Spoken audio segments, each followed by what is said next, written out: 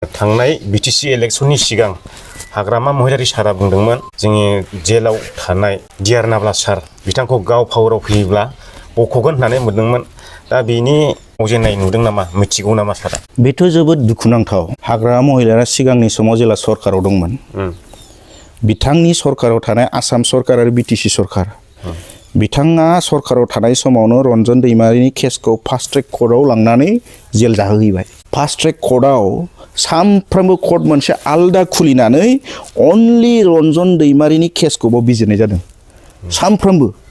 नङाबा नर्माली मा जायो, सासे मानसिनि केसा दिनै मास मोनसे, देग्लाय बे मासाव दिनै जाबाय, मास मोनसेनि उनावसो फैयो हियारिंआ, मास मोनसेनि उनावसो फैयो, बा मालाबा 2 मास गाहामनि उनावसो फैयो। खिन्थु हाग्रामा महिलारिनि बै समाव जेला बिथांनाव 3 मन्त्रि दंमोन आसामाव, बिथांनाव 3 मन्त्रि दंमोन, आसाम सरकारनि किं मेकारमोन बियो।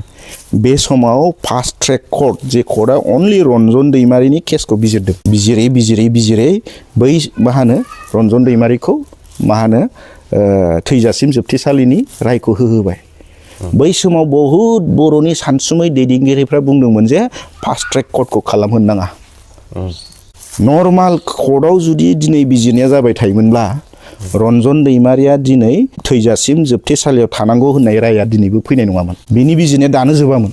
आरो जुदि जेलाव जा बेयो बिजिरबाय राया फैयामोनब्ला सुक्तियाव बियो गावबो सोब्बा जानानै, जिहेथु राय फैखाङाखै नालाय, सुक्तिनि गेजेरजों बेखौ बख'नायनि थाखाय बिनि केसखौ फोजोबलांनायनि राहाया थागौमोन। नाथाय हाग्रामा महिलारिया जेला सरकाराव दङ, बियो फास्ट ट्रेक कर्टखौ जानो नाङा होननानै हाग्रामा महिलारिया होबथायोमोनब्ला, सासे बे संग्रामि नेता, बे रिभलिउसनारि नेताफोरनि सायाव बिदि ट्रिटमेन्ट खालामनो नाङा होननानै हाग्रामा महिलारिया होबथायोमोनब्ला फास्ट ट्रेक कर्टआ जानाय नङामोन। आरो फास्ट ट्रेक कर्टआबा जायामोनब्ला आं दहाय बुंनाय बायदि राया फैनाय नङामोन। दिनैथ' रन्जन दैमारिया थैजासिम जेल जानाय, जों बयबो लुबैयो। आन्दलन खालामनाय मानसि, बर' हारिनि संग्राम खालामनाय, गावनि जिउखौ बावनानै दैदेनबोनाय मानसि, बियो फैनानै बर' हारिखौ, जोंनि ओनसोलखौ जौगानायनि राजनितिखौ फैनानै खामानि मावदों। जों बयबो लुबैयो। ससियेल मिडियायाव लिरनानै नुयो, मा होनो प्रमद बर'आ रन्जन दैमारि मानो बख'वाखै, बे रन्जन दैमारिया फैयोबा बियो मा होनो सिब जाफैगोन, सेजागोन। रन्जन दैमारिया गबो गाबोन इलेक्सन गेलेनो मोनला। इण्डियायाव दा दङ मोनसे आयेन दङ, जायहा 7 बोसोरनि बारा जेल जानाय कर्टनिफ्राय ओंखारबाय, बेयो इलेक्सन गेलेनो मोना। माने इण्डियानि संबिजितनाव लिरथिनाय दङ। दा 7 बोसोरनि बारा जाया जेल जानायनि राय होजाबाय, बे मानसिया इलेक्सन गेलेनो। दा रन्जन दैमारि सारनोथ' नोङो 7 बोसोरनि बारा थैजासे, दा बियो गैयाबो 10-15 बोसोरानो जाबाय जेल जानाया हमजाजेननायनिफ्राय, बे इलेक्सन गेलेनो मोनला। दा अब्ला हाग्रामा महिलारि बेसेबां टेकनिकेलि, बेसेबां बुद्धिजों बेखौ फास्ट ट्रेक कर्टआव लांनानै बेखौ राय होहोनानै राजनितिकनिफ्राय बेखौ बन्सित खालामना नायदों। बेखौ नों गोरलैयै नोङो नायोब्ला बुजिनाय नङा। गोथौयै बिजिरनानै हाग्रामा महिलारिया रन्जन दैमारिखौ बर'नि पलिटिक्सआव जाहाथे फैनो हाया, बे बुस्थुखौ हाखमान लामाखौ गाथेनानै दोनखादों फास्ट ट्रेक कर्टआव लाहोनानै। राया फैबाय, दिनै जाबाय। एकर्ट मोनसे जाखांनायनि उनाव कर्टआव राय ओंखारनायखौ एकर्टआ मालाबाबो सोलायनो हाया, मालाबाबो सोलायनो हाया। बे राजनितिखौ सोरबाया माबा माबि बुंनो हागौ, खिन्थु बेखौ मालाबाबो सम्भब नङा। बियो बे जावबो आयेननि गियान गैयि मानसियासो बेखौ बुंगोन, खिन्थु जायहा आयेननि गियान दं बेखौ बुजिनानै दंजोबो। दा नोङो दाखालि हाग्रामा महिलारिया आं सरकाराव फैनाय लोगो लोगो बख'गोन जाहैबाय। थांनाय प्रमद बर' सारनि सरकारनि समाव रन्जन दैमारिखौ कर्टनि राहाजोंनो बोरैनाखि बर'नो हानो, रन्जन दैमारिनि परियालनो बेसेबां थाखा नांगौ, नोङो उकिलनि बेसेबां बेबस्था खालामनांगौ, गिदिर गिदिर उकिलनि, बे बेबस्थाखौ लादोंमोन। खिन्थु दिनै हाग्रामा महिलारिया सरकार फैबाय, बियो दिनैसिम थाइसे थाखाबो हराखै, सोरबा एडभकेटखौबो रायलायाखै, जेबो खालामाखै। बियो बरंस' इलेक्सनाव बुंदोंमोन जे आं सरकाराव फैबा बख'गोन हायो होननानै। बख'दो दाना, बोरै बख'यो? बख'नायाथ' गोजाननि बाथ्रा, नों थाइसे थाखाबो हराखै। दा थाखाखौ गोदो रनजित बसुमतारी फेरेंगियासो हरदोंमोन, प्रमद बर'आसो हरदों, कबिद दासो हरदोंमोन। आरो सोर एडभकेटखौ आरो गभर्नमेन्टनिफ्राय मा होनो सोरखौ पलिटिकेल प्रेसार नांगौ, लबि नांगौ, बेखौ खालामना होदोंमोन।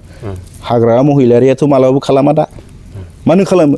जाय मानसिया फास्ट ट्रेक कर्टआव लांनानै रन्जन दैमारिखौ जेलसिमसो लांखादों, बे मानसिया बाहेरायाव भटनि सार्थआव बुंगोन खुगायाव, मिडियायाव, खिन्थु सिङाव बियो जेबो मावा। बियो अब्लाथ' जोङो दा मिथिनो मोनबाय जेसेबांनाखि जोंनि बर' फिसाफोर एनडिबि जेल जोबजानानै दङ, दा बिथां बख'नायनि पलिटिकल पावारखौ बाहायनानै नों आसाम सरकार भारत सरकारखौ बाव पलिटिकल प्रेसार होनानै आरो मालाबा कर्टनि मेटार जाहैबायथ' बियो कर्टनि मेटार नालाय बेखौ उकिल हमनानै कर्टआव जुक्ति तर्क खालामनानै बेखौ बरनफिननांगोन आरो बेयाव नोङो सरकारा जुदि गोसो दङब्ला जि बुस्थुफोरखौ आपत्ति होनांगौमोन सरकारनिफ्राय जि बुस्थुफोरखौ गोरा खालामना होनांगौमोन सरकारनि उकिला बेखौ नरम खालामना होसिगोनब्रा नरम खालामना होसिगोन नोंखौ बेलाव हरनांगौ सरकारा आपत्ति दं जुदि नोंखौ हगारनो गोसो गैयाबा आपत्ति होगोन जुक्ति देखायनानै खिन्थु नोंहा सिङाव जुदि माबानानै दं नालाय जोंहा जेबो बुंनांगौ गैया जेबो होबथानांगौ गैया होनना बुंहैसिगोन बाव गसिगोन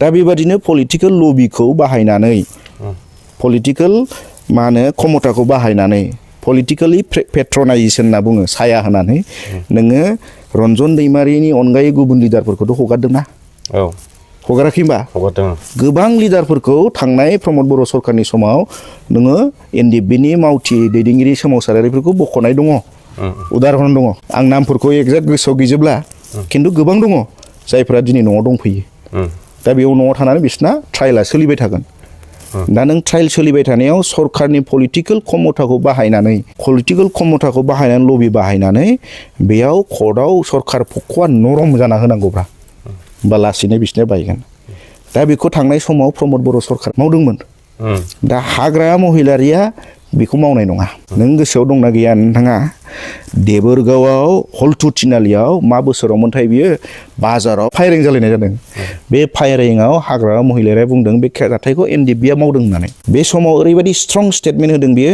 एनडिएफबिआ जेब्लायबो आंजों सुथुर बिसोर साहा थायोबा आं खोलाहा आं साहाबा बिसोर खोलाहा जेब्लायबो बिसोर आंनि हेंथा मावो बे खोथाखौ हाग्रामा महिलारिया बुंदों बियो सिफमोन बे समाव सरकारनि सासे पदबियाव थानाय दा बिथांनि दायथ'आ मामोन जिहेतु मोनसे मुरुबि गार्जेन बिटिसिनि सिफ दं आसामाव एलाइन साथाम मन्थ्रि लानानै बे सरकार सालायनानै दं एनडिएफबिआ मा जेंनानि थाखाय सोमावसारदों हाग्रायाव मानो थांदों बिसोरखौ लेंहरनानै समाधान खालामना होनायाव सरकारजों रायलायफाना होनायावसो बिहा दायथ' दंमोन जेरै प्रमद बर'आ थांनाय समाव एनएलएफबि जानाय आरो माबा माबि आफाद मोनथाम जानो नागिराखैमोनबा जाजेननो नागिरनायावनो बिसोरखौ सुथुर सानना लायाखै प्रमद बर'आ मा जेंना जादों मानो नोंसोर हाग्रायाव थांफिनखो लेंहर रायलायनानै जेंनाखौ सुस्रांना होनायाव बे पदक्षेप लादों खिन्थु हाग्रामाया मा खालामो डाइरेक्ट नोंखौ सुथुर हिसाबै लायो बेथ' सरकारनि दायथ' नङा सरकारा समाधान खालामनानै मावना होआबा सोर खालामना होगोन गासिबोथ' दायथ'आ जों सरकारनियाव ना ओंखायनोथ' सरकारखौ बुङा होमबा ओंखायनोथ' नों सोंखारिया होमबा मावैनि थाखाय मावजानो लुबैनानै